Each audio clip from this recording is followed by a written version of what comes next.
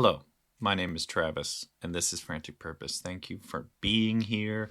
I love that you're listening to this because you're one of a very small group of people, a very elite group of listeners that decided to come in and say hello to Travis.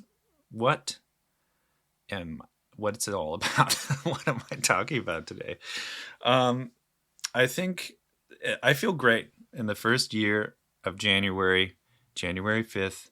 It's a Friday, and I have made so much stuff this week, and it's just been a lot of fun. I've really found a lot of joy in my morning routine, which is of course making coffee, sitting down, and listening. I'm listening to Armchair Expert at the moment, Dax Shepard's podcast. Is it Monica, the other person? Sorry, I don't know. I know Dax personally. I'm just kidding. I don't. But it's entertaining. And then I think, and I've listened to a good more podcasts than I've ever listened to. I used to think like, why would I sit and listen to someone else talk as I record, a million podcasts? I don't think anyone's listening though. That's the difference. And I realize a lot of podcasts are just like interviewing famous people, and I get it, I get the draw. But also, like, what if, and this is a silly idea, and I think I'm going to do it. I ordered microphones already. I want to interview random people. I just want to, and I know people do it on TikTok. I'm talking about long form.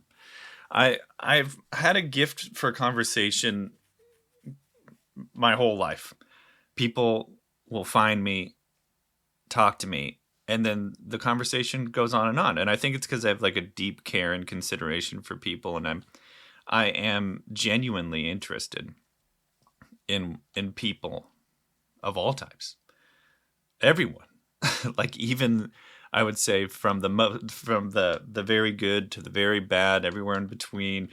It doesn't matter. I like understanding human beings and also listening to human beings. So my idea for a podcast is to literally, and the first thing that comes to mind is there's a like a courtyard in front of the De Young Museum, and also the Cal Academy of Science, I think. And there's this big area, and I'm thinking that I just go there with a sign that says, "Let me interview you."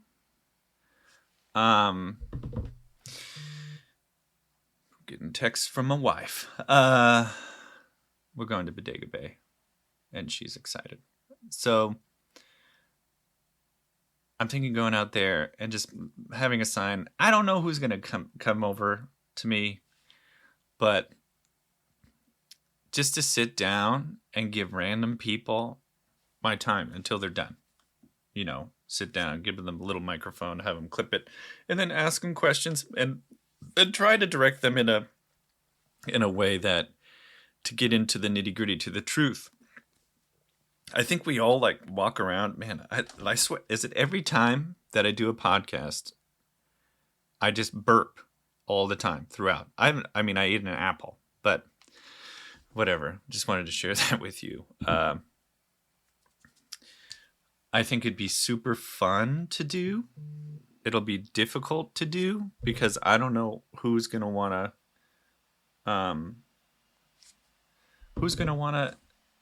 be interviewed by this guy, But it's worth it. I'm kind of like over the famous people interviewing famous people. Doesn't it seem a little like, the snake eating itself, the whole, like, what is that, Ouroboros or whatever? It's a little masturbatory, and that's what I'm feeling as I'm listening. Like, the more, and I've listened to a lot, like, also Smartless, and I'm not saying like these guys suck. I'm not saying that it's bad. I'm just saying, like, shouldn't we be listening to each other more? Like, reach out. We really worship celebrities a lot, which makes there are modern gods. There are who we look toward to be entertained and to we all go to church at night, same thing. We all, like, at the end of the day, after work, with our loved one or by yourself, sit and consume, at least I do in my family, a lot, be it TikTok, whatever. We go to our separate churches, the church of pop culture, and then we listen to them. Like, is there no time where we consider each other? Is there no? I guess there's no forum for that. A bar, maybe. That was one of the things too. Is like thinking I'd just go to a bar, and eventually ask someone in the bar, like, do you mind if I interview? And they'll be like, why? And I'm like, what are you doing? We're both here. We'll talk anyway. And I don't know. I've just kind of been thinking about pop culture and how we really do this. We all collectively, like, there's not a lot of famous people compared to let's just say America, to the population of America, the people that we all love, the people that we, like, last year randomly, like Pedro Pascal, like, all of a sudden he was the guy, and we choose that. We choose who wins as a unit. You know what I mean? It's a weird metric, but we think, Tom Hanks, wow, what a legend. And he is. He's a legend. But that's only because we're like, yeah, we all like that guy. We all just choose to like a specific person and rocket that person into stardom, success, absurd wealth. We do that as a crew. Like, we're better at doing that than politics. 100%. Like, most of us don't even vote for our politicians. But maybe if there was a forum that there was always politicians on TV, and then we would end up choosing who we like watching more, and then those numbers would determine the leader. Like, that'd probably be accurate, because in the comfort of our own home, we would choose exactly who we like. Like, we're not watching things out of obligation in our homes because we're not under any type of monitoring or anything, other than, of course, the platform that is absolutely monitoring what you're watching. I'd say that streaming platforms and also, like, platforms like Spotify Music, they know you more. They know you better than most people, because outside of your domicile, of your home, you're curated. You're 100%. No one doesn't curate. Like, everyone has a curated version of themselves. I know there's people out there like, well, I don't. I'm a very honest person, and I'm one of those people. But I know I curate myself. I can't help it. Because it's just a component of being in society. If you didn't, you'd probably be an a-hole. But if you are an a-hole, that's a curated thing. You're probably doing something else. Like, it's rare that anyone is truly themselves in their house and outside their house. Regardless, it'd just be interesting to do a podcast, and of course, no one needs to listen, because like, the game of my artwork is what sounds fun. It has to be fun. It has to feed something. It can't be a slog.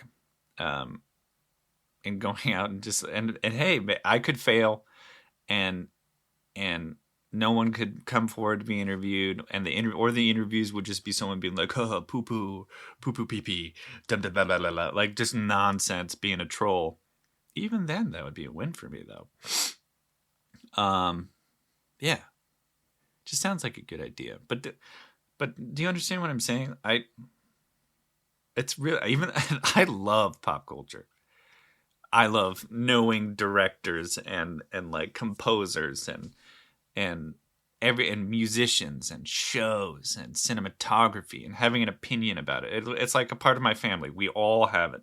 Me and my siblings, we can take apart anything comprehensively and also like with not sounding like total idiots, which is great. But I don't know. I just think it's weird. It's not weird because we all, I guess, we all choose, like, that whole industry is based on what they think we are going to like.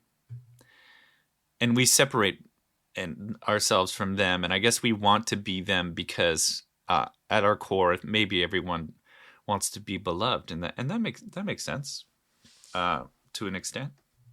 Who doesn't want to be beloved? To have, like, but I don't know. It's wild. Anyways, I'm not going anywhere with that. It's just, I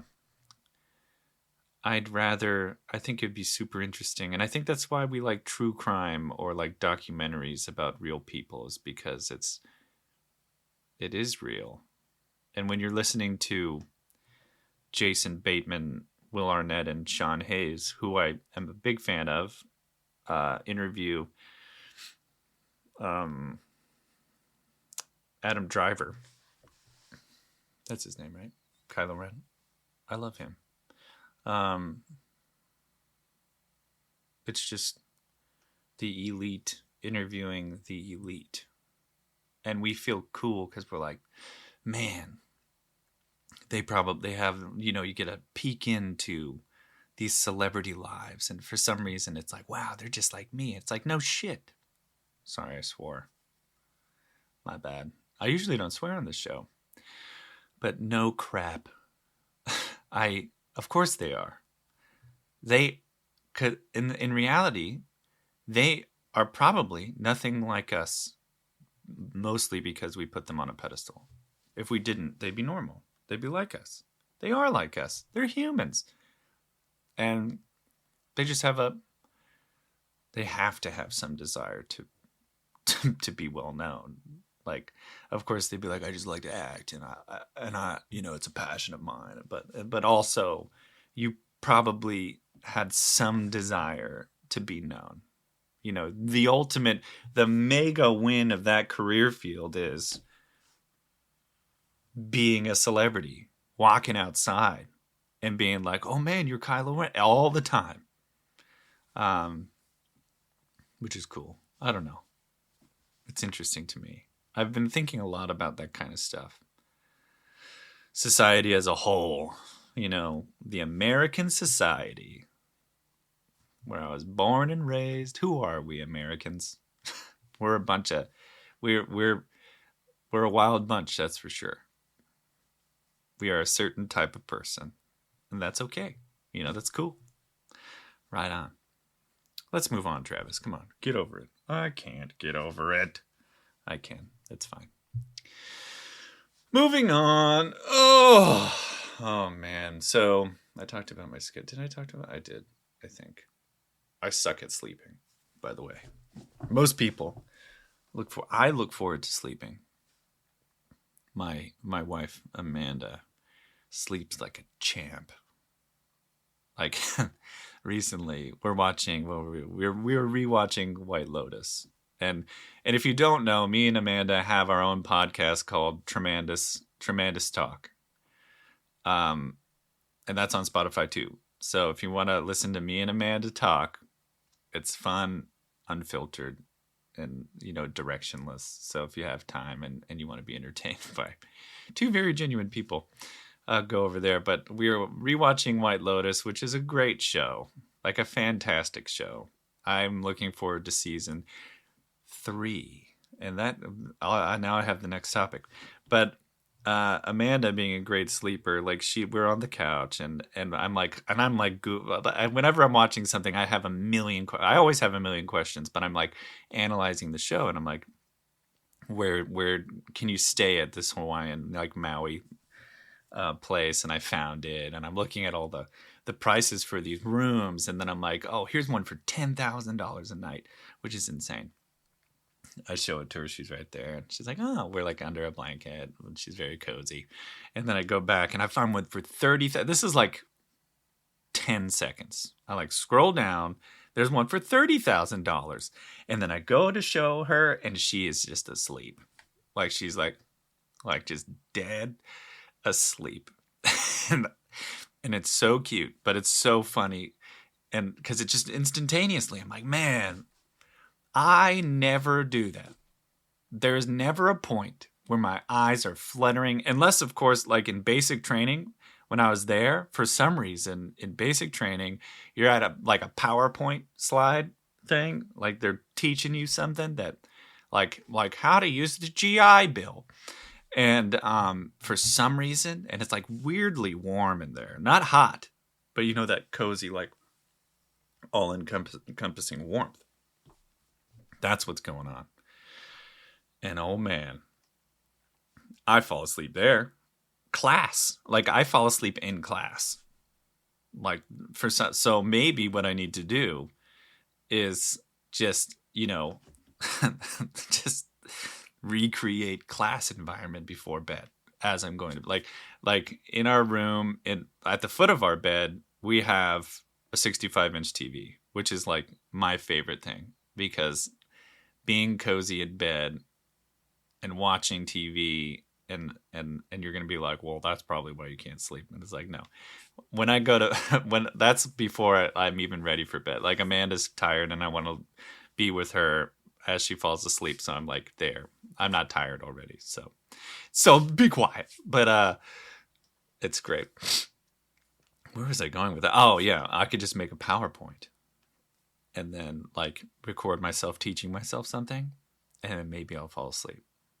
That's a creative way. Okay, so anyway, last year there's a lot of strikes in the entertainment industry. Like everyone's out here being like, "We're mistreated. We need more money." And it's like, okay, valid. We're in a whole different world of entertainment, and they're like, "Hey, we need to renegotiate these contracts because they're based on a system that is not being used anymore." Linear TV and cable and all of that stuff. It's different. It's been different for a little bit now. And I told Amanda this too. Amanda is like is the receiver of all like these predictions and everything. Like, what did I say? I've like recently I told her that I think that rock, there's like a boiling underground rock scene, I think, happening. I don't know why I think this, but I think it's because like more like clips are being served, and I don't look for rock, but just these bands, and I'm like, yeah, that's cool. I hope we swing back into a very like instrumental musical stage, like Red Hot Chili Peppers, and like System of a Down and all, and a million bands that were super dope. I have my next topic too now, but essentially because of those strikes, and no one, I don't think anyone's considering this. 2024 is going to be like an entertainment drought of everything that we wanted, like Deadpool 3 and then White Lotus season 3, which has been pushed to 2025. Most things that were being worked on last year were paused for a very long time. So most things that we were looking forward to will probably come out at the back end of this year or 2025. Don't believe me? Just Google it, look it up. I looked up when White Lotus season 3 is coming out, and it's coming out in 2025. It's going to be in Thailand, which is cool. I'm excited. It's so crazy. I think his name's Mike White. Well, hold on, I got to fact check here. Mike White. There he is. When we were watching White Lotus, and I'm like, it's so crazy that the guy from School of Rock wrote and directed the show. And she's like, Schneebly? What's his name? She knew the exact character from School of Rock that I was talking about. But it's so wild. Anyways, oh man, I had it. Music. So just to wrap up the past thing, be prepared to have everything pushed. It's already pushed. Google it. And I was talking about rock and it being bubbling up. Oh man, I totally forgot. Poop. But it's exciting. In general, life is exciting, It's great. My mom watched Barbie for the first time. And I had a feeling my mom is not, a lot of people, a lot of females I've heard in my life are of the belief that there's, more more things to do, like women don't have rights, et cetera, et cetera, et cetera, like feminism, whatever, like all these things, like we need to wage gap, all of that, everything in that sphere. My mom does not agree with at all. My mom, and just to give you perspective, my mom is uh, a badass.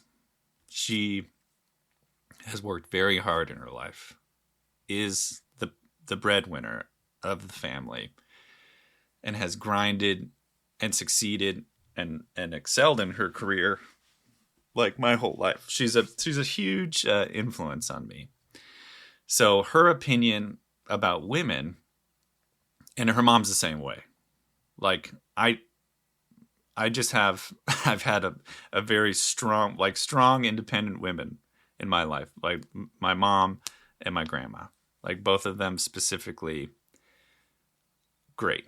Like my grandma Grams was like a pilot and had she just essentially thought of things and did them.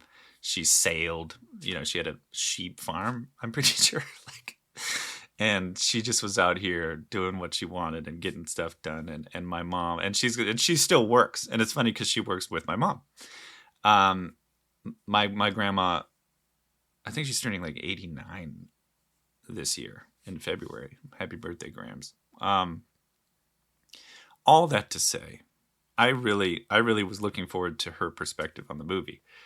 And because I didn't think she would like it. Because and I'm not like, Barbie is an objectively successful movie, right? Like totally killed it. I think it almost made $1.5 billion. It'll probably be nominated for Oscars. I think it was a well done blockbuster. It's almost like the toy equivalent of a Marvel movie. I think, and God help me if anyone finds this podcast. I just don't.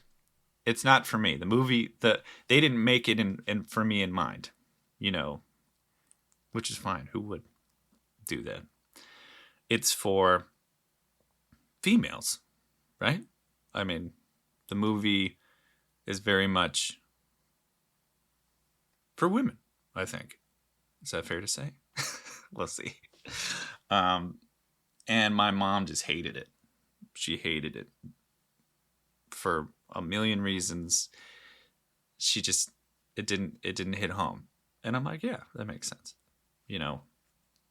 For me, Barbie was interesting because I saw just something completely different. I saw my history in dating and relationships, which is a component of Barbie, hasn't been great. Not to talk crap about any of my past people. It just is.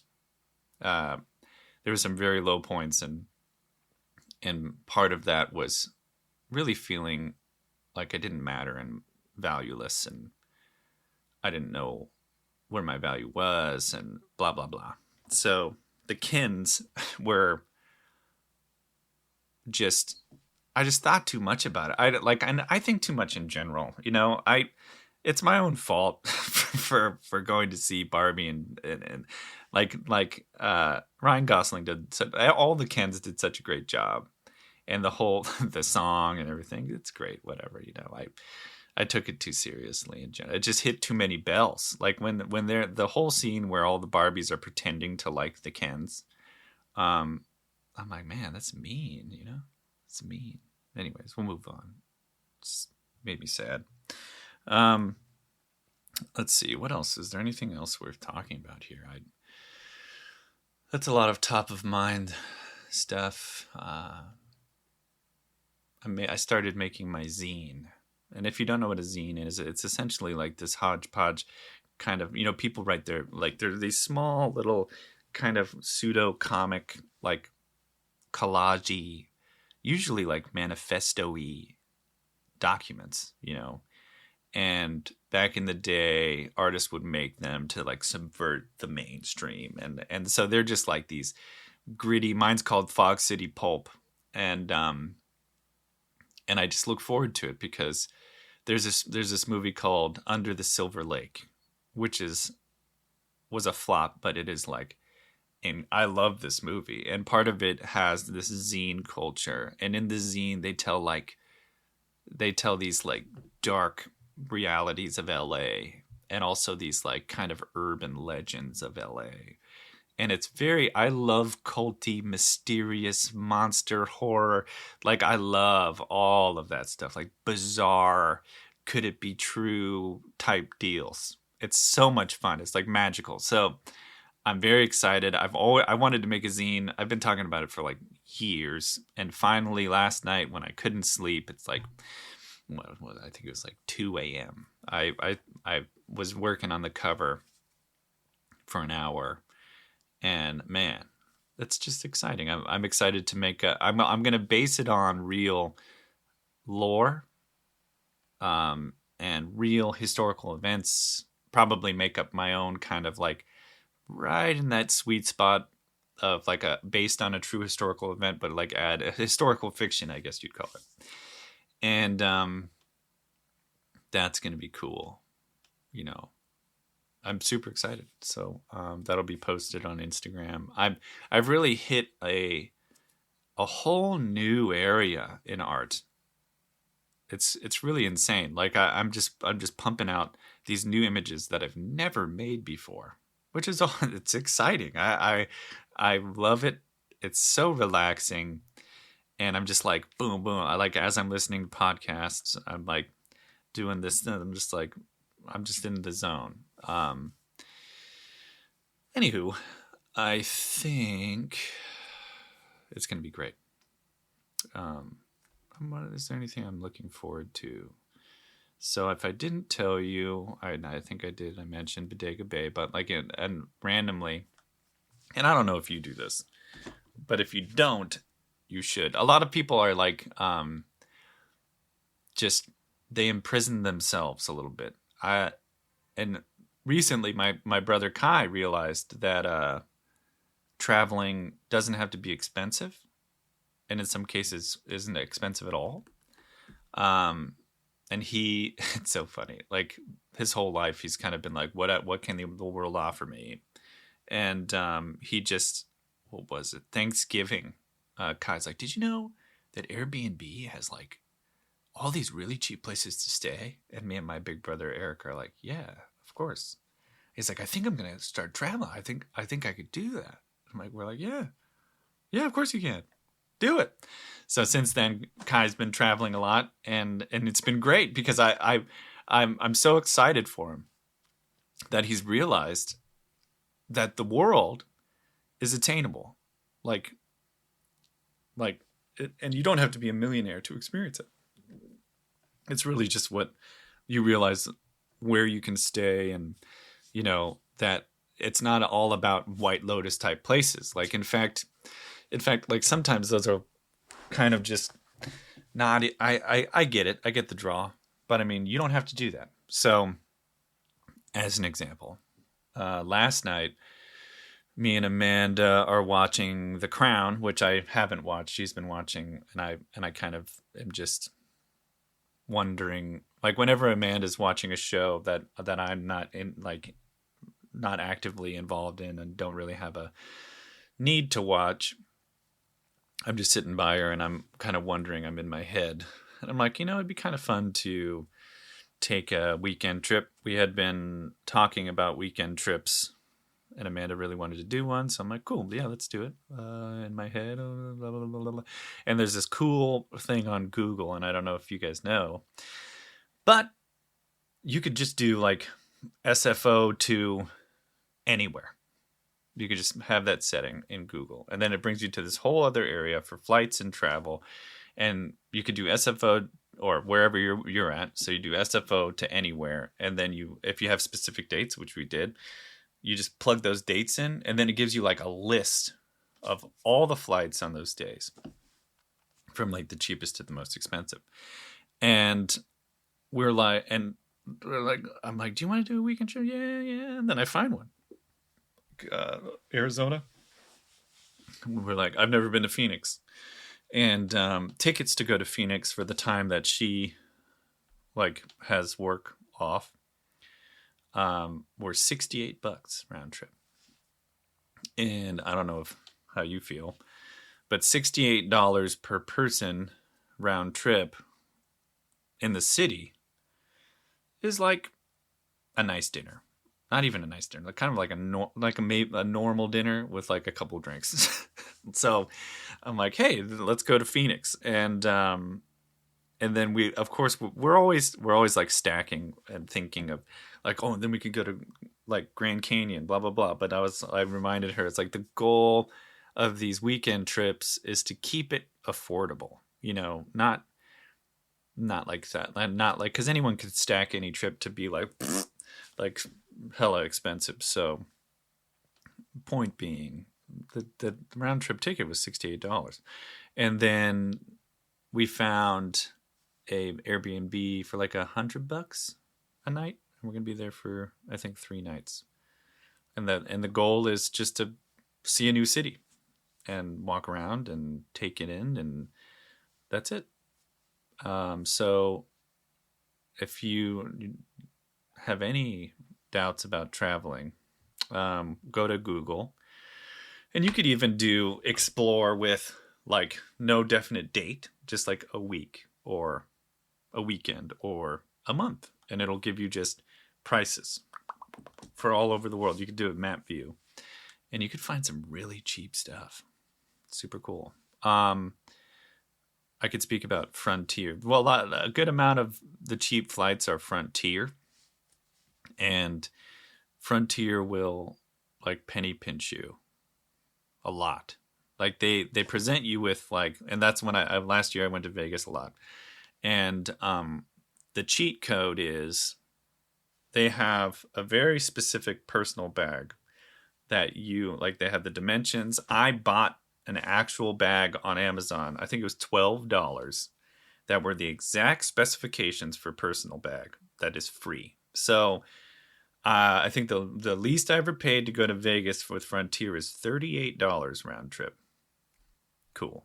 And if you don't add carry-ons, and you don't check luggage, and you don't pick your seat, and just so you know, they put you together. Like if you skip all of that, in our experience, they put us together. And also me and Amanda are like, we're just going to Vegas, or, oh, well, we're just going here.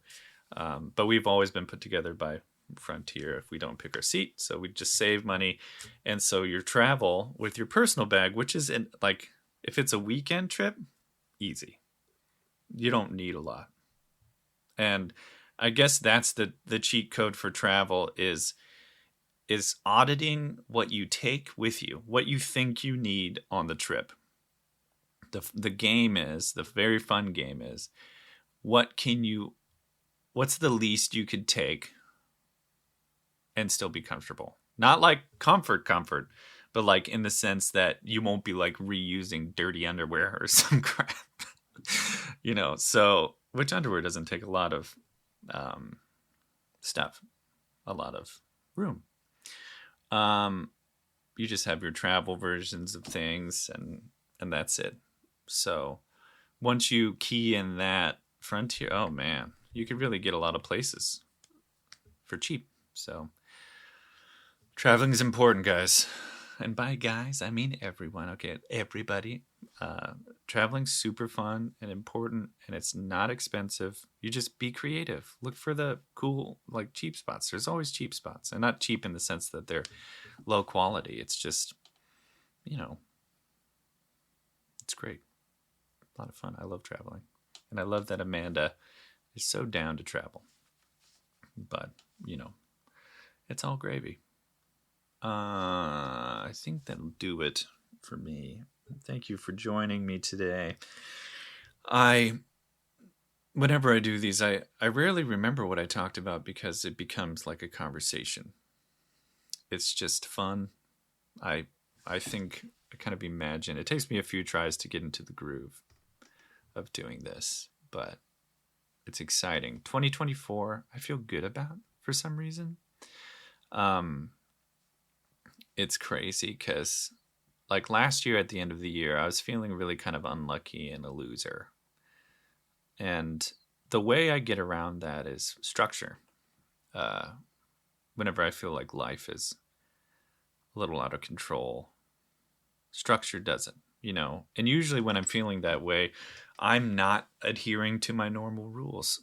Like if I audit myself, I find that, you know, I am not going to bed at any normal time. You know, what is that? I don't have a fundamental like problem with going to bed at 12 and waking up at 4. Because that's just my natural rhythm. I don't know what's wrong with me. But I it's important that I go to bed when I'm tired, but I find that I'm just indulging more, and I'm, you know, I'm trying to escape my feelings, which is out of control, loser, you're an idiot, you're ugly, all this dumb brain stuff. And if you just, I mean, I don't know how much I've talked about it on here, but in previous podcasts and whatever, mental health is a huge deal for me. I have to always be corralling myself and my brain. So structure is a big part of that. So at the end of last year, me and Amanda's really gotten on board. I brought her into what I do with my years is I go over the last year and I say what I didn't do well on, and then I build the structure for next year and what I want to like accomplish by the end of that year. And this year, it's just really good. I feel like I've regained power with structure. So if you're not a structured person, I really think that's because your internal mechanism is trying to make you believe that.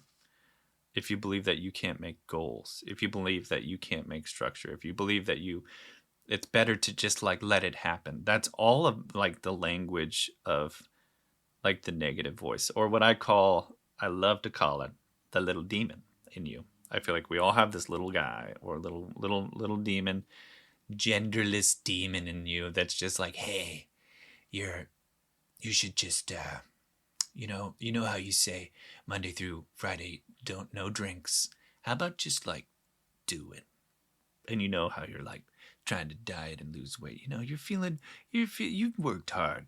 You know, just go ahead and like order hella McDonald's for no reason, and it also convince you that, you know, like you weren't born to make goals.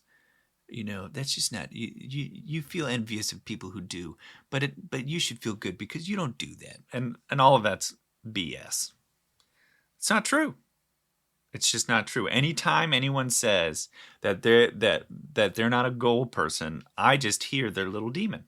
Like I'm like, you're choosing that. You're choosing that reality because it's easier. It is absolutely 1,000% easier to just to decide you're not a goal person, to decide essentially that you won't rise to the occasion and make plans to be the best version of yourself.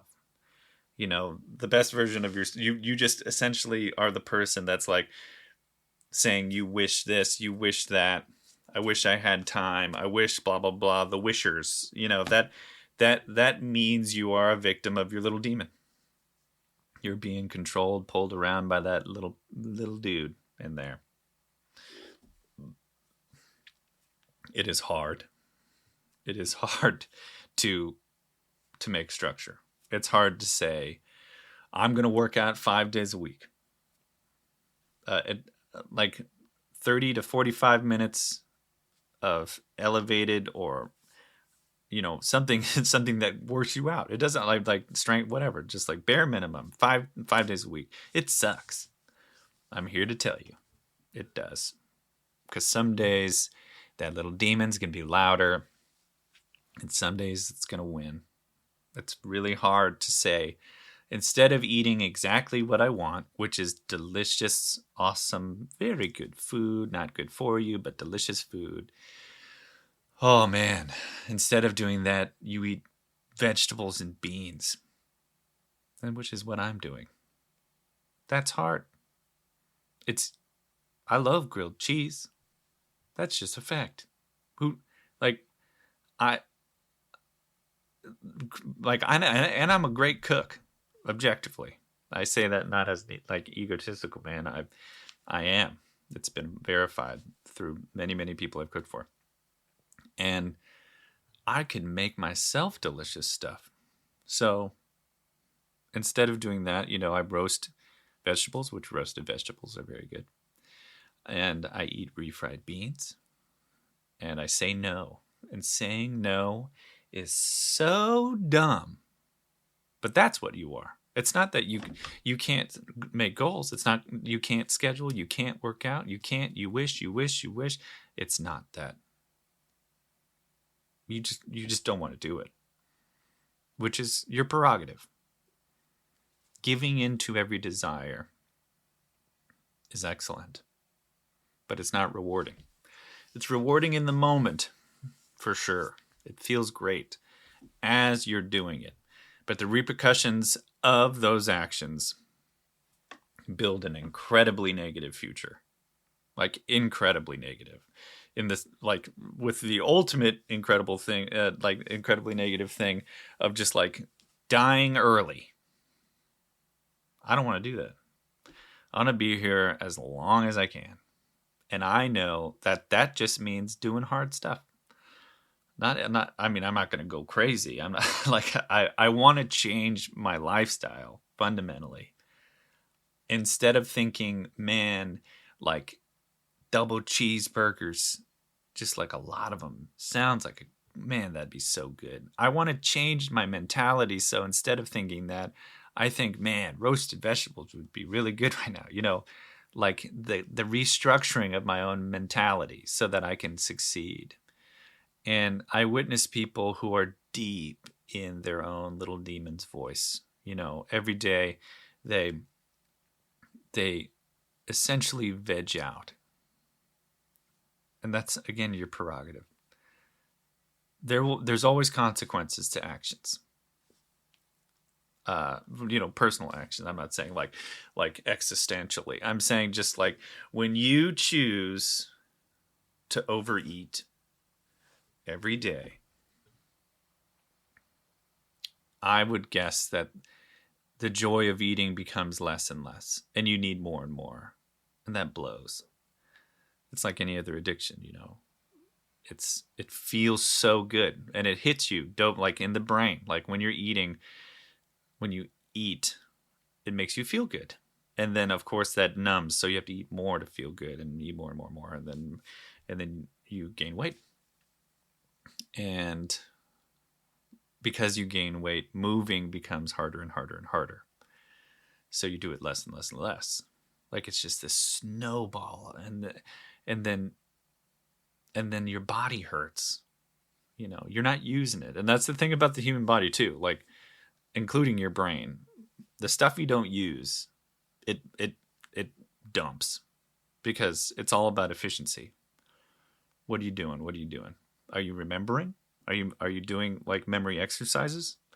Are you exercising your muscles? Are you using your joints? It's like the biggest game of them all, that everyone hates to play because we all want to exist being like, oh man, as our 20-year-old selves, actually 21-year-old selves. You wish you could just do whatever you want forever. And I get it, man. Getting old sucks. Like, it sucks to look in the mirror and see an older face, Because I from what it looks like, it really seems like you keep your youthful brain for a long time. A long, long time. And you just get to witness yourself become this like different thing, which is hard. It's been hard in general, personally. Like this which is why I want to diet like, because I don't want to look at myself. I want to be as close to. I want to feel good looking at, and feeling good isn't like accepting this alternate reality where I'm like, well, like this is good too. If I'm like I'm not where I want to be weight wise, which I know. And I look at myself and I look at my face and I'm just like, man, this is a bummer. Like I look, how could, and this, it's making me emotional, but how can Amanda love me? And it gets real. I get really in my head about it because I want to, but I've struggled with self-love my whole life anyway. So off the bat, I rarely have ever looked in the mirror and be like, wow, look at that guy. But yeah, anyways, take care of yourself. It's hard, but it's rewarding. Kai, my little brother, he said me and Kai talk a lot, and a lot of what he says like lives in my mind. You'll never regret working out, because sometimes you're like, man, I don't want to do it. But at the end of every workout, you're never like, man, I wish I didn't do that. That really sucked. And if it did suck, it feels good. So just try and remember that. Try to push yourself. I know it's like counter-American. It's counter to, like, America is not about that. It's not about accepting hard truths. We live in a culture where, as you're binge watching a show, like the word binge is positive now. I don't know if you noticed that, but like Hulu has commercials that are saying to binge your shows, and bingeable, when binge back in the day was bad. Binging anything is bad. But now, excess is kind of becoming a cultural phenomenon. It's like excess is everything. And certainly excess in entertainment is 100% the way to do it. And I'm a part of it, I love, like I said, pop culture. Netflix drops a whole season of something. And I remember the first time they did that, I think it was like House of Cards. And it was this excellent show. And for the first time ever, you could just sit and watch it all. And everybody, all the streaming platforms were like, holy crap, they watch it all. They just eat it up. Before, you had to go out and like buy a box set or whatever to binge watch a show. You couldn't do it. It was like logistically impossible. And unless you went out and bought the DVD set, which, that costs a lot of money. It wasn't cheap. But man, American culture isn't. I mean, we've been in trouble, man. We've all. It's not anything new. It's just at a new level. Like, buy everything. The amount of commercials on every platform, and now you could really make whatever you want. Like, you must the third party options for manufacturing or like software engineering or anything. You could outsource anything you want. If I wanted to make a toilet seat that tickled my butt cheeks as I sat on it,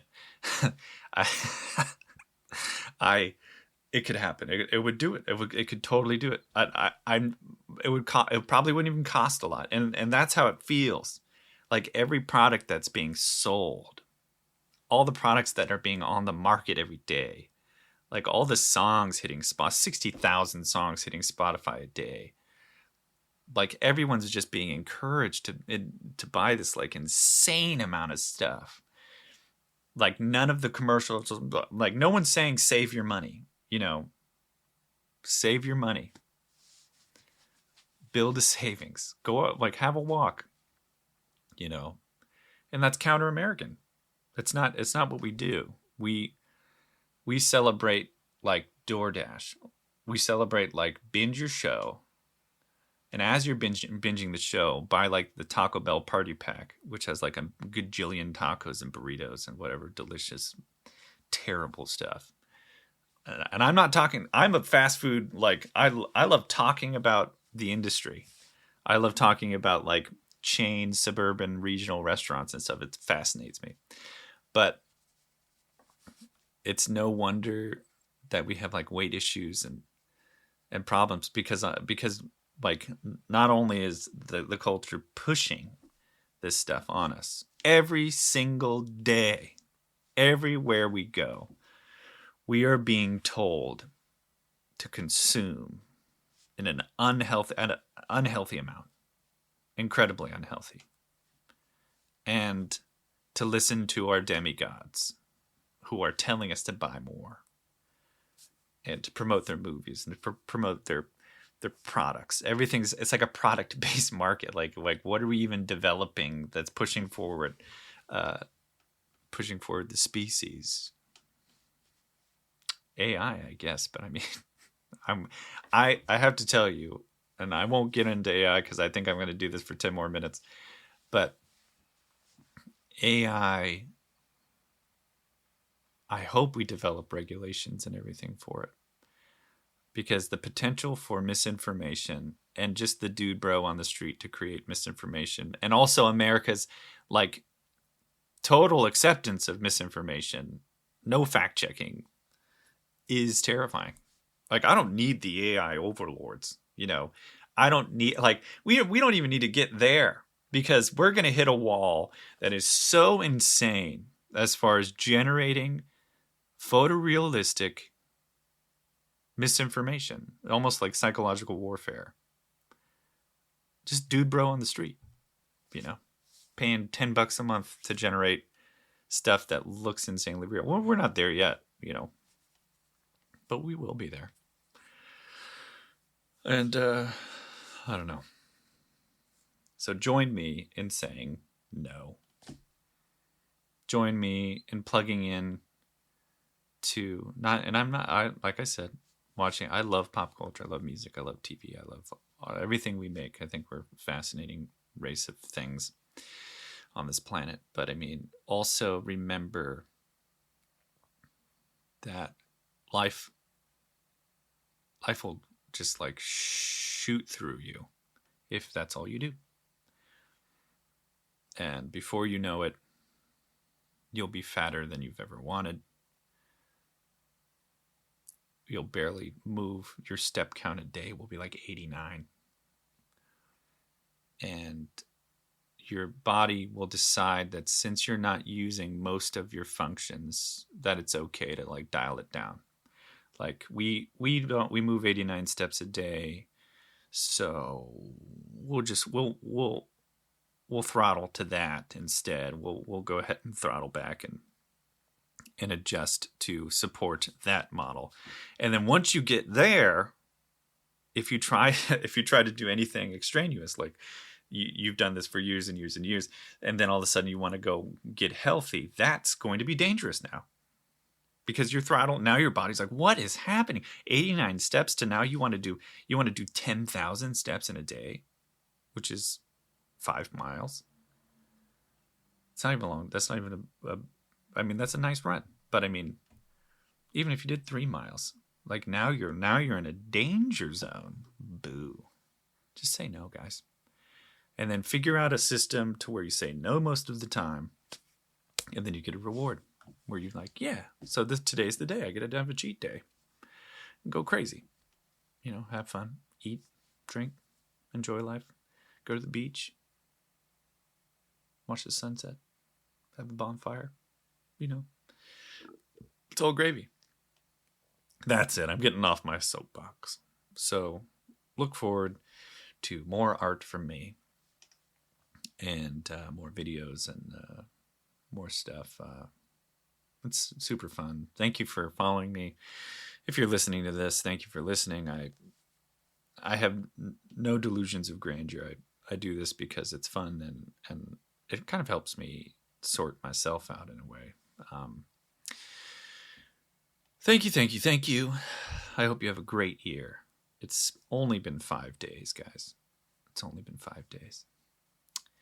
And it's going to be a good one. Maybe. He said famously, as the world blew up, that that year. It's insane. Okay, that's all. Goodbye. I'm Travis. This is Frantic Purpose, and let's do it. Let's get it done.